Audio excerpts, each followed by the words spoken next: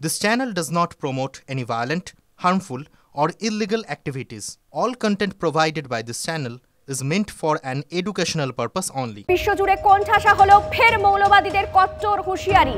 আবার ভারত দখলের ফাঁকা বুলি ছড়িয়ে হাওয়া গরমের চেষ্টা। হাওয়া গরমের চেষ্টা চালাচ্ছেন মুফতি কাজী মোহাম্মদ ইব্রাহিম। আর একটু বিস্তারিত জানার চেষ্টা করব। আমাদের সঙ্গে এই মুহূর্তে রয়েছেন আমাদের প্রতিনিধি সুমন কল্যাণ। সুমন, আবার গরম করার চেষ্টা, বাজার গরম করার চেষ্টা, যখন মনে হচ্ছিল পরিস্থিতি কিছুটা স্বাভাবিক হচ্ছে, কিছুটা ছন্দে ফিরছে, কিন্তু তার মধ্যেই দাঁড়িয়ে আবার হাওয়া গরমের চেষ্টা কেন? দেখো, কারণ একটাই, যে ভারত বিরোধী জিগির যদি এই মুহূর্তে বাংলাদেশ জুড়ে তুলে না ধরা হয়, তাহলেই কিন্তু বাংলাদেশের যে সাধারণ যে সমস্যাগুলো রয়েছে সেই সমস্যাগুলো নিয়ে কিন্তু মানুষ বলতে শুরু করবে, মাথা চালা দিতে শুরু করবে। আর হিন্দুদের উপর আক্রমণ, সনাতনীদের উপর আক্রমণ, এটা একটা নিত্য নৈমিত্তিক ব্যাপার হয়ে গেছে এবং প্রতিদিন কিন্তু হামলা হচ্ছে। হামলার পাশাপাশি এই যে ভারতের বিরুদ্ধে একটা জিগির, যুদ্ধ জিগির তুলেছে বাংলাদেশ, এটাই কিন্তু তার কারণ। এই সমস্ত কারণেই এই ধর্মগুরু যেগুলো রয়েছে, মুফতি কাজী মোহাম্মদ ইব্রাহিম, এই টাইপের লোকেরা কিন্তু এই বক্তব্যগুলো দিচ্ছেন।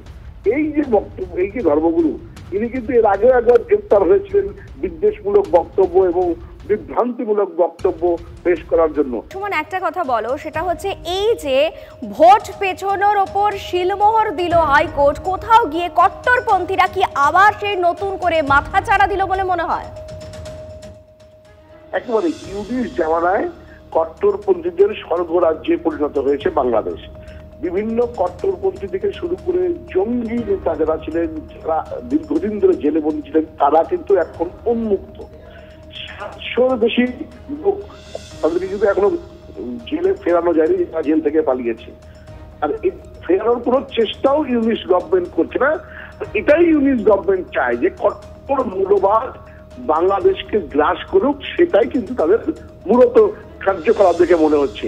এইবারের যে ঘটনাগুলো ঘটলো, এই ধর্মগুরুদের বক্তব্য কিন্তু একই রকম। যারা একসময় গ্রেপ্তার হয়েছিলেন, জেলে থাকতেন, তারা এখন উন্মুক্ত ভাবে ঘুরে বেড়াচ্ছেন। ফলে যেটা হওয়ার উচিত সেটাই হচ্ছে এবং এভাবেই বাংলাদেশকে চালাতে চাইছেন। যেগুলো সনাতনীদের তার মন্দির ভাঙা, গির্জা ভাঙা, এখন নিত্য নৈমিত্তিক ব্যাপার হয়ে যাচ্ছে। হিন্দুদের ফসলকে আগুন ধরিয়ে দেওয়া, বাড়ি ঘর ভাঙচুর, এটাকে একদম স্বাভাবিক ঘটনায় পরিণত বাংলাদেশ। আর এই বাংলাদেশ, এই সমস্ত কর্মকাণ্ডের পিছনে রয়েছে ইউনিশ সরকারের প্রশাসন, পুলিশ থেকে শুরু করে সকলে।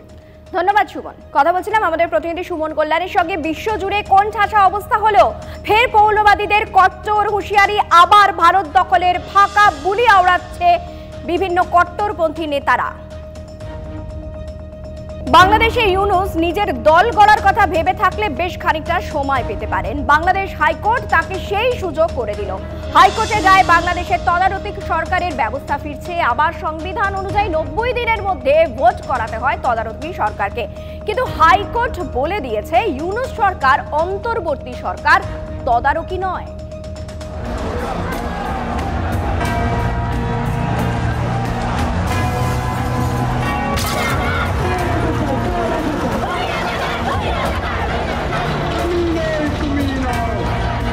অগাস্ট থেকে তদারকি সরকার চালাচ্ছেন মোহাম্মদ ইউনূস। এতদিন গোটাটাই ছিল অবৈধ। মঙ্গলবার হাইকোর্টের রায়ে বৈধতা পেল ইউনূসের তদারকি সরকার।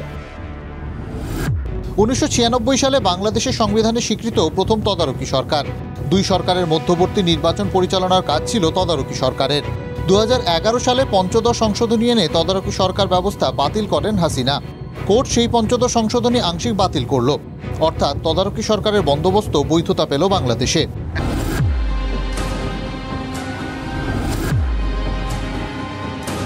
তবে কি তদারকি সরকারের মাথায় বসে থাকা ইউনূসের বিরাট পোয়া বাড়ো, নাকি সংবিধানের আওতায় ঢুকে গিয়ে খানিকটা চাপই বাড়ল ইউনূসের ওপর? অন্তর্বর্তী সরকার সম্পর্কে হাইকোর্টের মন্তব্য, এটি তদারকি সরকার নয়, জনতার চাওয়ার ওপর তৈরি বিশেষ ব্যবস্থার সরকার। বাংলাদেশের সংবিধান অনুযায়ী দায়িত্ব নেওয়ার 90 দিনের মধ্যে নির্বাচন করাতে হয়। ইউনূস সরকার যদি তদারকি সরকারের মর্যাদাই পায়, তাহলে সংবিধান মানা ছাড়া উপায় নেই। কি করবেন ইউনূস? তিনি যে আবার 25-এর শেষে নয়তো 26-এর শুরুতে ভোটের কথা বলে রেখেছেন। আগামী কয়েকদিনের ঘটনা প্রবাহ যে খুবই গুরুত্বপূর্ণ হতে চলেছে বাংলাদেশে, তাতে সন্দেহ নেই।